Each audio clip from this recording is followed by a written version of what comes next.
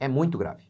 O pastor Tel Hayashi fez um vídeo em que ele usou a fala do teólogo N.T. Wright, em que ele defende o pastorado feminino e daria base para a pregação feminina na igreja, para o povo todo reunido. Isso é um assunto tão sério, é um erro tão grave. E você vai ver no final do vídeo por que isso é tão grave. Os argumentos são absurdos. Você vai notar como são fracos, como são frágeis. Obviamente, fruto de uma cultura feminista que se infiltrou na igreja. O preceito epistemológico da igreja moderna é essa. O feminismo é a fonte última de autoridade que faz com que eles interpretem a escritura com esse olhar feminista.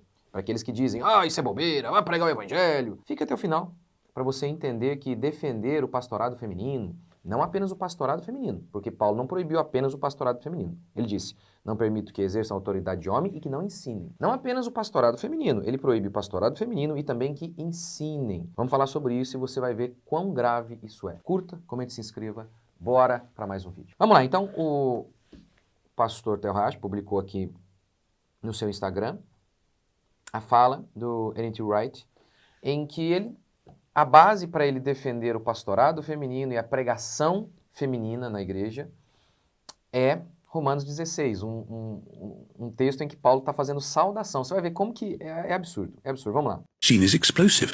Paul Ele está falando um pouco rápido, mas fica sossegado que aí eu vou citar novamente o que ele fala depois. greets all these church leaders in Rome, many of whom are women who are church leaders in their own right, one of whom is an apostle. Muitas, ele fala aqui, né? Paulo saúda líderes. Saudar pessoas faz dela líderes? Da onde? Não é? Enfim, vamos lá. Aí ele vai citar Júnia, que ela era uma apóstola. Says so, Junior, and there's been a huge attempt to try to make out this as Junias, a man, but the scholarship is quite clear. This is a female name, and she is an apostle. Estudos são claros para quem? Para onde? For Paul, that means somebody who has seen the risen Jesus and is thereby commissioned to be an authorized representative. And here's the crunch. The first woman mentioned in Romans 16 is the bearer of the letter to Rome. Now, if you're Paul and you know in your bones you have just written a letter which is the most explosive piece of theological writing you can imagine, who are you going to give it to take it to be read under Caesar's nose in Rome? Well, presumably some strong man. No, a deacon woman from the church in Cenchreae. We assume she's an independent businesswoman, Phoebe, and she's não era diácono também não. on the way to Rome, and what we know about the way letters worked in the ancient world was if you sent a letter via a friend or somebody, the chances are, you can't prove this, the chances are they will be the one to read it out, they might well be the one to explain it to people who, I mean, faced with Romans, I'd have 1,000 questions. So Phoebe, tell us the probability is that the first person to expound Paul's letter to the Romans was a woman, a deacon from the church in Cenchreae. And I want to say, get used to it, guys. You know, this is explosive, but it's the sort of thing that happens when new creation is going forwards. And to row back from there and to say, well, you know, Paul didn't really mean that, and so now I then want to say, what are the forces in our culture today, particularly I have to say in America, which are forcing some churches and some people to fasten on one or two verses from elsewhere to say, oh, no, we can't have women doing this and that and the other, because that's a highly, highly selective reading of Scripture. And as with all other theological answers, the best place to start is with the resurrection of Jesus. Bom, como você viu aí, nós temos... E aí ele fala, o Tel Hayashi acaba confirmando e dá alguns dados a mais, aí eu vou falando aqui. Uma das primeiras coisas para se dizer sobre o teólogo N.T. Wright é que ele parte de um pressuposto diferente. Nós, reformados, cremos que o método gramático histórico é o seguinte, você parte da Bíblia para interpretar todas as coisas, e gramático histórico no sentido de o texto está preso, o sentido do texto está preso às palavras, é o contexto histórico imediato, contexto histórico fornecido pela própria Escritura. Então, para nós, é a Bíblia que julga a história. A Bíblia é o nosso ponto de partida para interpretar a própria Bíblia. Para o N.T. Wright e para muitos outros, é a história. Olha que coisa doida, a história. E ele tem sido muito criticado por isso. Mas vamos lá, qual é o argumento dele, e vai ser confirmado aqui pelo Tel Hayashi, para que existam mulheres pregando no culto, para a congregação reunida. O argumento primeiro dele é, a Febe, ela levou a carta, leu e explicou.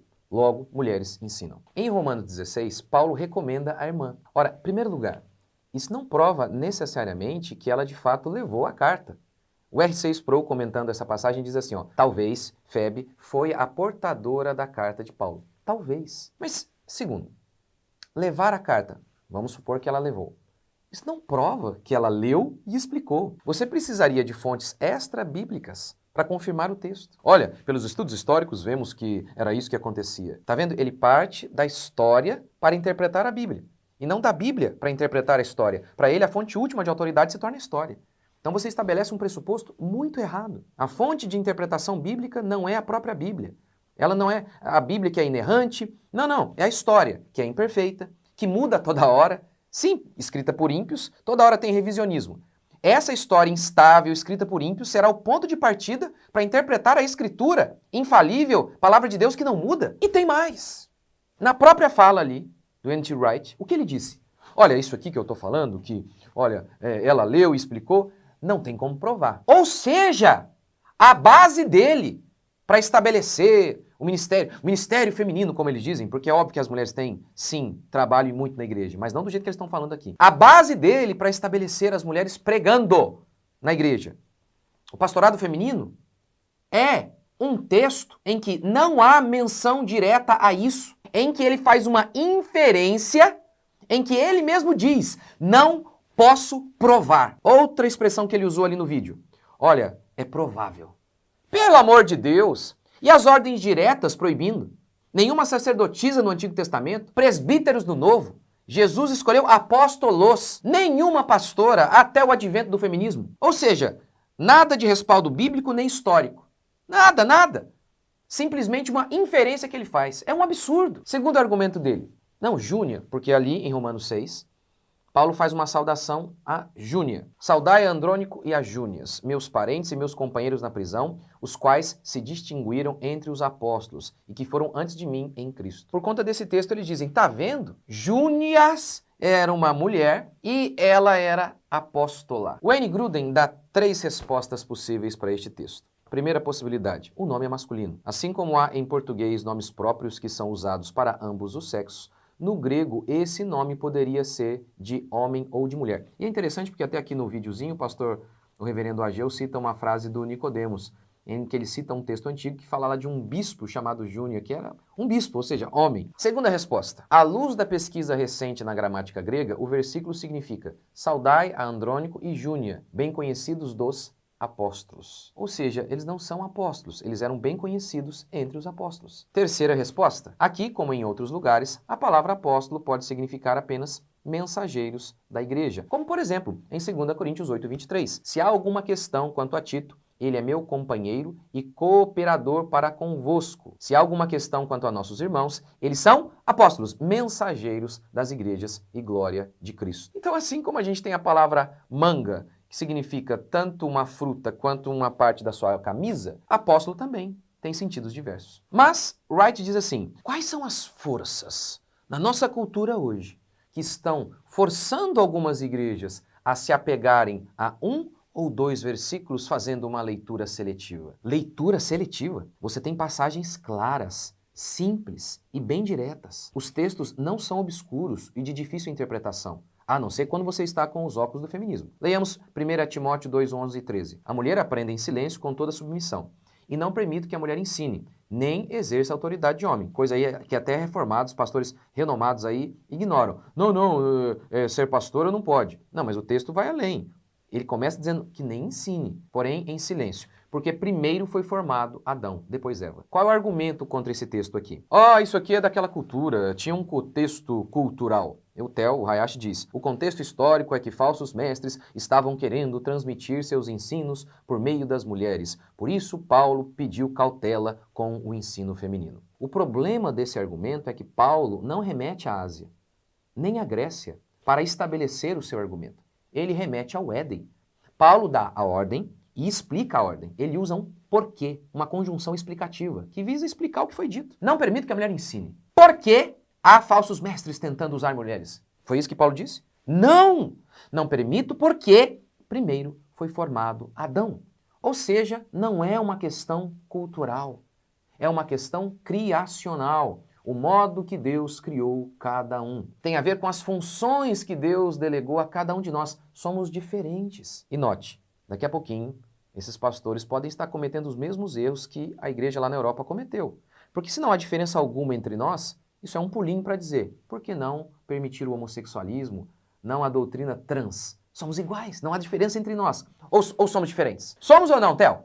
Somos diferentes ou não? Temos funções diferentes ou não? Somos iguais diante de Deus, mas temos ou não temos funções diferentes? Outro texto claro na Bíblia sobre a questão da fala da mulher na igreja e distorcido pelo TEL é: as vossas mulheres estejam caladas nas igrejas, porque não lhes é permitido falar, mas estejam sujeitas, como ordena também a lei. Como é que é? Paulo de novo explica, mesmo assim eles ignoram a explicação de Paulo. O TEL diz o seguinte: considerando que na época o nível de educação para os homens era acima, muito acima, as mulheres eram ignorantes e atrapalhavam com perguntas leigas. Tá vendo? De onde ele tira a fonte dele para interpretar o texto? História de novo, a história, que não é inerrante, feita por homens ímpios. Está vendo o ponto de partida dele para interpretar o texto bíblico? Não é a própria fala de Paulo. Não, ele ignora o que Paulo fala para então pegar um preceito histórico. Ou seja, se na Igreja Católica a tradição ela superou e ela engole a Escritura, agora a história está então tendo proeminência, sendo fonte última de autoridade para interpretar o texto bíblico. Mais uma vez, ele está usando então o famoso argumento cultural. Você tem uma ordem clara, não tem como negar a ordem clara. Ou então ele usa o argumento liberal e diz esse texto está errado, ou então ele precisa dar uma hermenêutica, uma pirueta hermenêutica exegética e dizer, não, é por conta de uma questão cultural. Ora, com esse argumento cultural, você pode simplesmente negar toda a Escritura. Não, uma questão cultural, uma questão histórica ali. Afinal, toda a Bíblia foi dada naquela cultura. E aí, então, ela não tem aplicação nenhuma para nós. E tem mais. Se toda hora você tem que partir da história, você acaba negando só a Escritura para o seu João. Que ele vai ter que ter um conhecimento profundo de todas as histórias, de toda a história, para aí, então, conseguir interpretar o texto bíblico. Não, a Bíblia é suficiente. A gente interpreta a Bíblia a partir dela mesma. Ora, não é por acaso que os gays usam o mesmo argumento que o TEL usa.